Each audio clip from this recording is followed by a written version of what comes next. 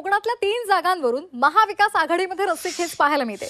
रत्नागिरी, सिंधुदुर्ग या जिल्ह्यांमधील 3 जागांवर दावे प्रतिदावे केले जात आहेत। चिपळूण, सावंतवाडीवर शरद पवार गटानं दावा केलेला आहे, तर राजापूरसाठी काँग्रेस आग्रही आहे।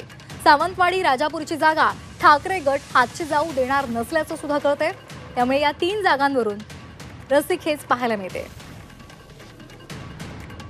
विधानसभा निवडणुका जवळ येऊ लागलेल्या आहेत आणि त्याच वेळी कोकणातील रत्नागिरी आणि सिंधुदुर्ग या 2 जिल्ह्यांमधील 3 जागांवरून सध्या महाविकास आघाडीमध्ये रस्सीखेच सुरू झाली आहे। ठाकरे पक्षाच्या ताब्यामध्ये असलेल्या किंवा ठाकरे पक्षाचे आमदार राहिलेल्या सावंतवाडी दोडा मार्गावर शरद पवार यांच्या राष्ट्रवादी काँग्रेसनं दावा केलेला आहे, तर राजापूर, लांजा, साखरपा या जागांवर काँग्रेसनं दावा केलेला आहे।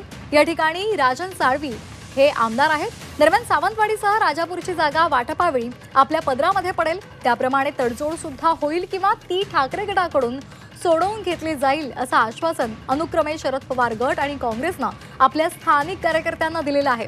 त्यामुळे स्थानिक कार्यकर्ते सुद्धा जोरात तयारीला लागलेले आहेत। दरम्यान या दोन्ही जागा ठाकरे गट हातच्या जाऊ देणार का असा प्रश्न आता यातून निर्माण झालाय।